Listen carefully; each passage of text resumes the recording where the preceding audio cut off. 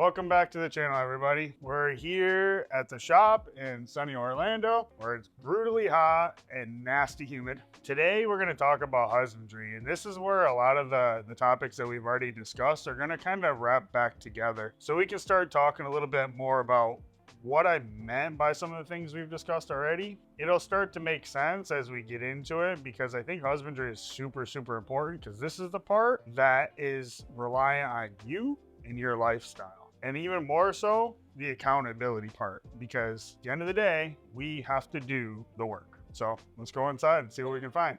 First thing I want to talk about is you're going to see a bunch of hustle and bustle behind me. So this is our part in the morning.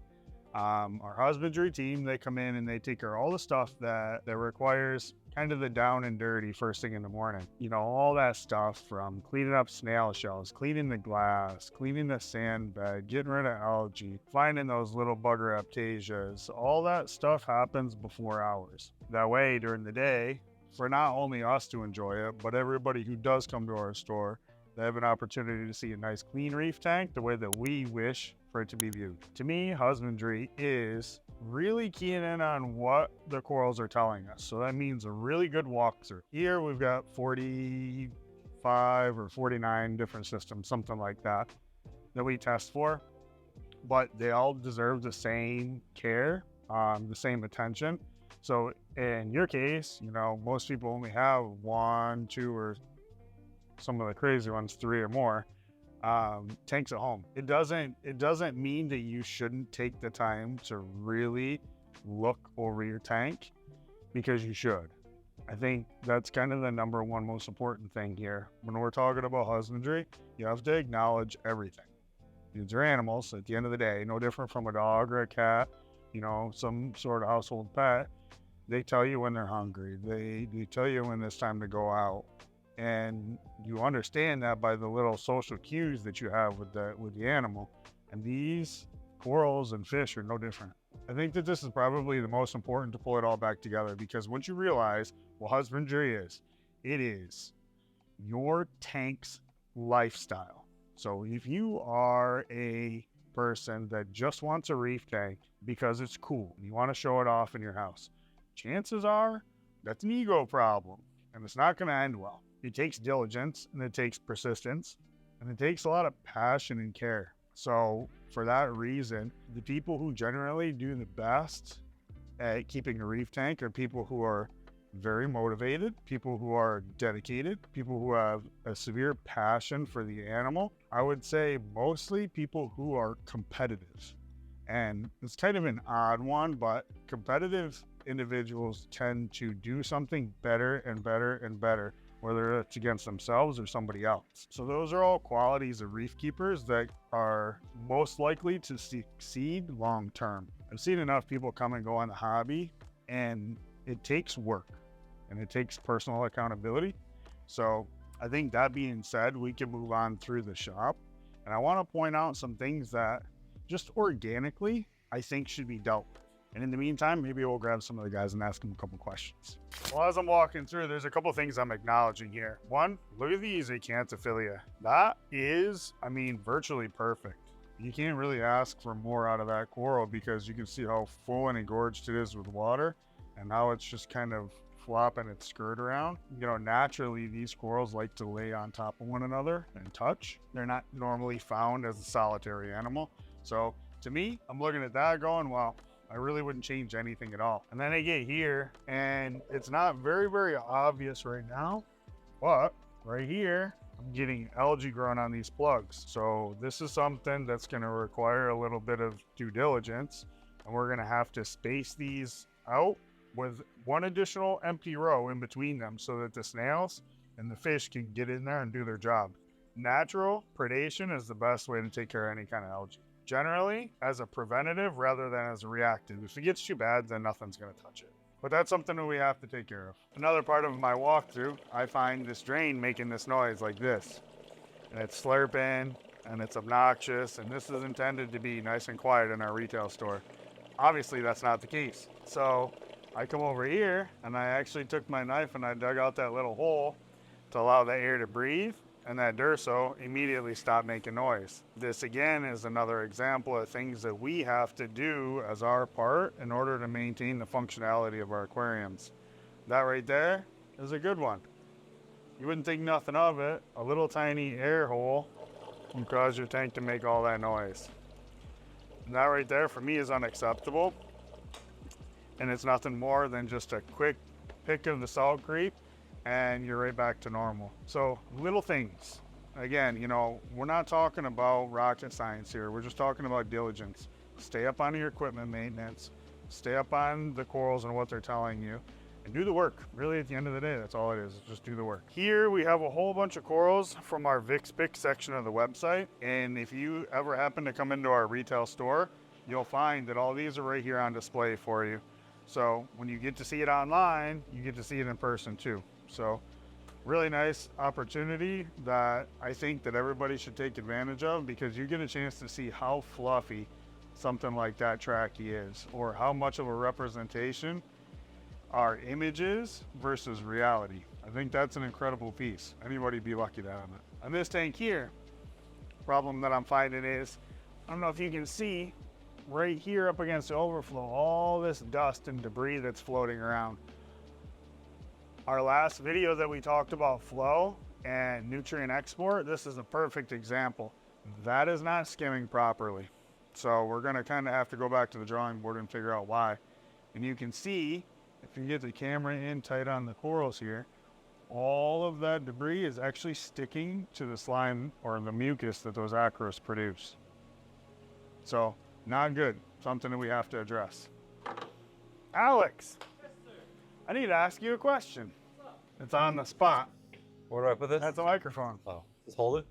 Sure. So I'm doing a video today about husbandry, and I wanted to just kind of organically ask you a few questions, if you don't mind. I'll try my best. Yeah. So we were talking about doing the things that we have to do for our reef tank to stay healthy. What kind of reef tank do you keep? I keep simple. So all I do is water changes once a week on the same time, same day, same amount. I feed 2 or 3 times a week, same amount, nothing changes, no variety. And then every day I go through, I turn all the flow off, I look at it. Whatever's miscolored, I'll see what's around it, see what's stinging it. You look at it. I look at it. See, that's the number one that we were just talking about here. So for any of you guys that have never been to our store or never met Alex, Alex is our livestock guy. He stocks the entire sales floor with corals. He helps keep our inventory up and active on the website. And he's kind of our go-to when it comes to soft corals, right? Oh yeah, I love me some softies. So that's why I asked what kind of corals you keep. So I want to do a little takeaway from that real quick. You said you keep everything. Do you do anything different for your softies versus your stowing? Flow. So I guess kind of the same as my hard coral. So I keep a lot of leathers. When I keep my leathers in low flow, they aren't as puffy.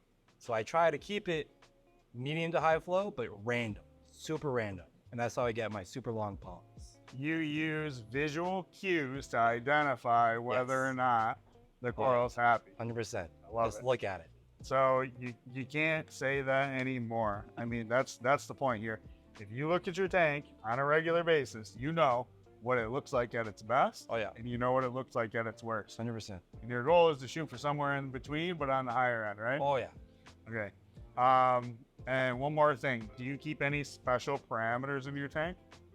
No, I just let it, I test my water twice a week and I maintain it. If I see something creeping up, I'll keep an eye on it. And if I see corals are closing up or not as happy, I'll look at that number, what's been creeping up, and I'll try to lower it or get back down to where I know it is. But the main thing I keep is consistency. Okay. Is there any one parameter you check the most? Alkalinity every time. Awesome. And one last thing. I know I said one last thing one ago. Good. What's your favorite type of coral? Well, that's a hard one. Right now, I know I love leathers, but acans. Micromusas are just taking over. And a good weeping willow, so I guess 2. Awesome. Well, I appreciate it, Alex. Of course. But if anyone needs help, I'm in the store every single day of the week. Awesome. Thank you, buddy. Let's go see if we can find Braxton. Where's Braxton? J-Dep, you know where Braxton is? Oh, yeah. Hey, Braxton.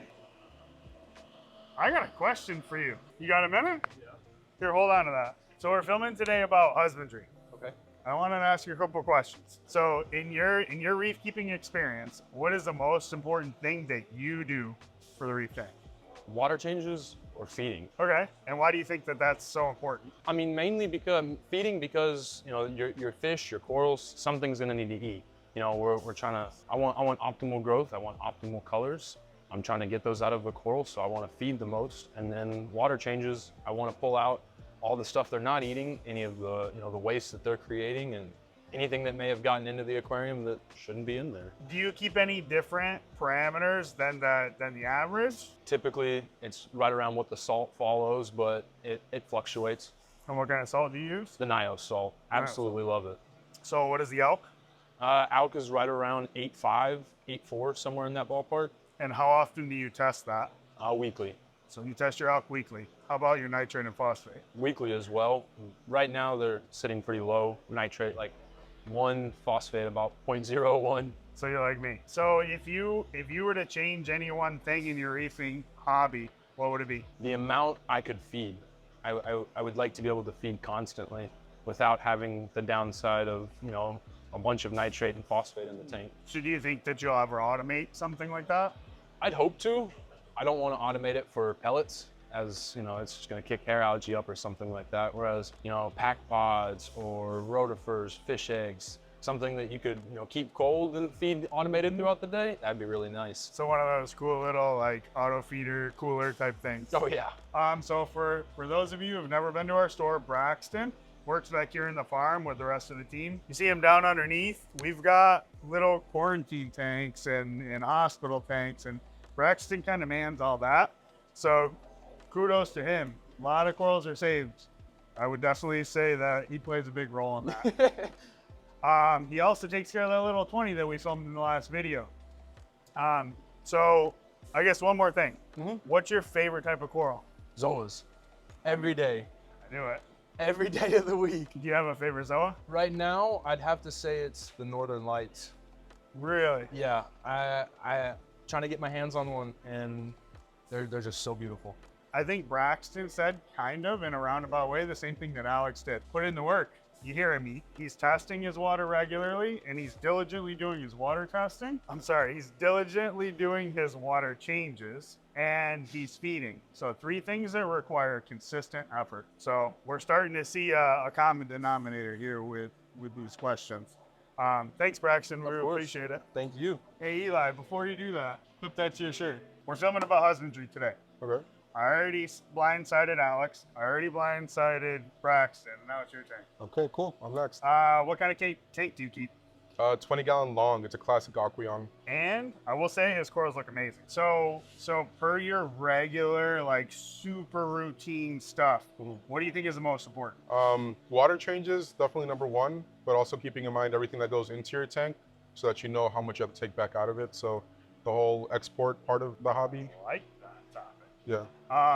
So do you keep any kind of odd parameters? No, I'm very dirty with my tank, so I try to clean it up heavily. So I just try to keep my nutrients, phosphate under 0.1, nitrate under 20, and that's usually when my tank stays happy. And does your tank have a theme? Is it more softies or more stonies? I'm trying to make the most mixed reef tank I possibly can in a 20-gallon tank. So everything from mushrooms, leathers, acros, zoas, 20 gallons. And if there's one thing that you could change about your tank or your reefing experience, what would be your aim? Go for the best filter you can, because filtration plays such a big role. You can't undershoot it. So it's kind of similar to what Braxton was saying. He said he wished he could feed more. Yeah, so I do feed heavily, but I do big water changes. In a 20-gallon water tank that only has maybe like 16 gallons of water in it, I do like 10 gallons of water change a week. So keeping in mind that I feed coral heavy, feed fish heavy, and my filter isn't exactly the best. If I'm not mistaken, it's like a hang-on, yeah, right? I just have a hang on the back too. So for that reason, I do bigger water changes. Excellent. I love it. Do you have a favorite type of coral? Olophilia. Yeah? Number 1. Yep. So big LPS. Oh yeah. Stingers. Olophilia. Yeah, beautiful though. So the day that they bring in a rainbow one is going to be your heyday, right? I saw a picture of one. and I really want it. Really? I really want it, yeah. Epic. When you test your water, what are you testing the most frequently, and how frequently is it? Nitrate and phosphate, because like I said, I need to keep an eye on those, the closest. But aside from that, alkalinity, because I feel like that's been the biggest driver, especially because I'm trying to keep acros in a tank like this. Alkalinity has been my other big one. So that's cool. Stony is in a hang on 20. Yeah. Well, I appreciate it, man. Yeah, of course. If anybody has never been to the shop, just like Braxton and Alex, this is Eli. Eli is responsible primarily for our fish and invert incoming and outgoing, but also he works the retail store too. So he does a lot of testing water and helping coach give advice. Yeah. Definitely ask. He knows his stuff. Happy to help. Thanks, buddy. Of course. Skylar, I gotta corner you. Put on a smile. We're shooting a video about husbandry. And as you can see, he's working on our 4000. So Skylar is literally our husbandry dude. All the work that gets done before and after hours is usually this team here. But I wanted to talk a little bit about your personal stuff. What kind of theme is your tank? Oh, it's always like a mixed tank. I like acros the most. I think they're the most interesting to grow, but it's always nice to have like, you know, some LPS and Zoas to grow out to. Like regular, reoccurring husbandry related stuff. What do you think is the most important? Oh gosh. Sticking to a consistent schedule with whatever you do, with water changes, cleaning your filter stocks, feeding, dosing. If you stay consistent with it, you're less likely to run into problems. You know, cleaning your pumps out, like I really think that's really important that all your equipment's running efficiently and properly. And how often do you do your water changes? Every single Saturday when I get home from work, I do my water change. So you don't miss? No, never miss, never have. And if I'm gone, like I'll do like one before I go and one after I come back. For your water testing, what do you think is most important? Alkalinity, probably. That Yeah. seems to be the thing that can swing the most.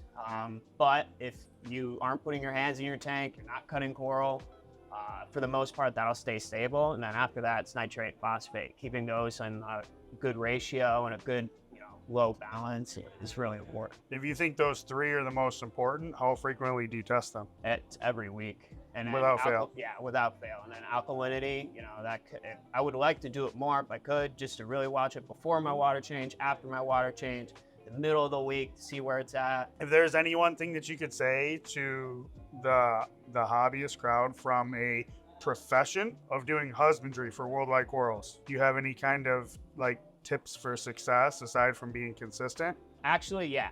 Always just keep looking at your tank. Look at that coral and watch it change. They really tell you a lot. How far out are the polyps? What shape are the polyps? What's the color today versus next week? The corals just speak to you. I guess that couldn't have happened more organically. That's how we started filming here in the store. yeah? I said, we got to look at our tanks. Yeah, You have it's to. super important. Awesome, man. I appreciate your time and everything that you do for us here. Absolutely, I love it. Thanks, buddy. No problem.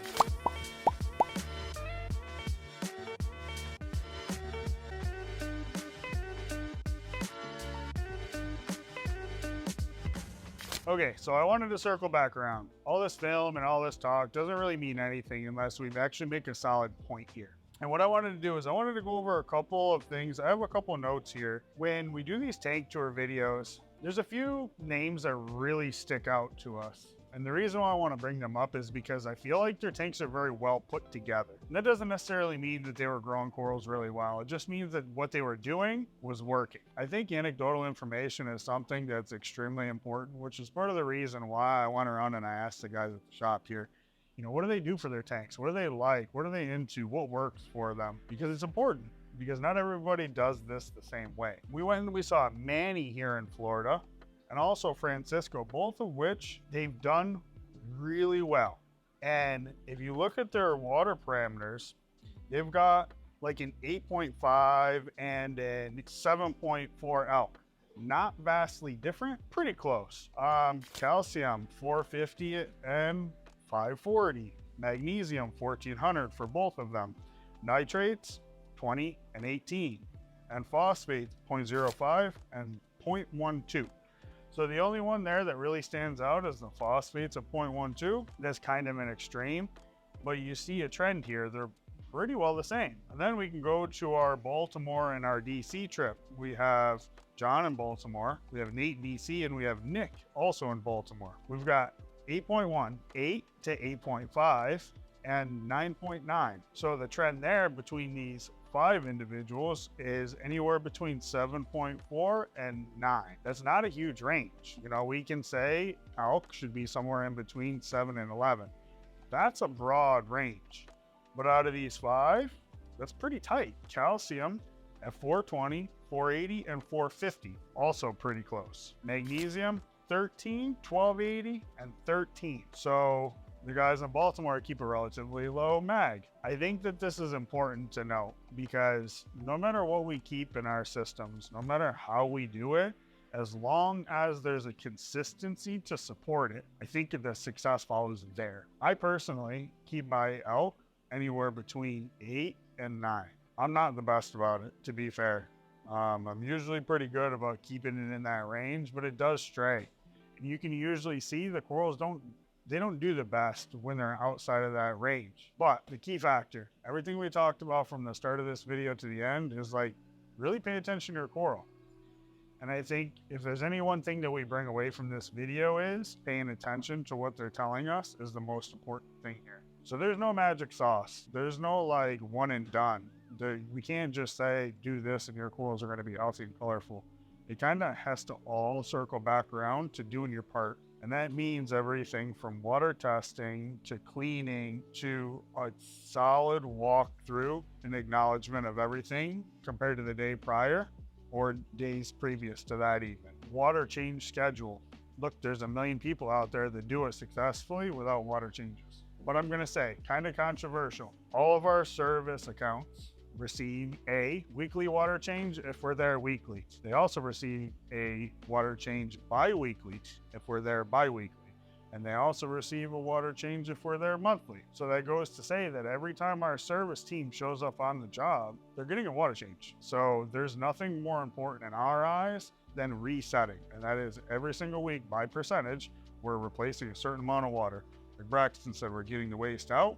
We're putting good quality elements back in the tank. So diligence, do your part, do your water changes, do your water testing, stick to the plan. Move a coral if it's not healthy. Move a coral if you think it could be better. That's a lot of very generalized information, and this video was very much intended to be that way because it's all about the work that we put into it. Nobody's gonna tell you how to do it or how to do it right. And if they do, maybe they're wrong because there's so many different ways to do these things. Let's talk actually about patience. So I've talked a lot about different components that make your tank, your corals healthy, however you want to say it. Patience is a very important factor. And I bring that up because there's no one coral that's going to tell you that it's going to be perfect in 1 week or even a month. We need to let these corals grow. If we allow our corals to grow before we change something with the system or change something with our husbandry tactic, you're doing everything a service because what's happening is you've already established good routines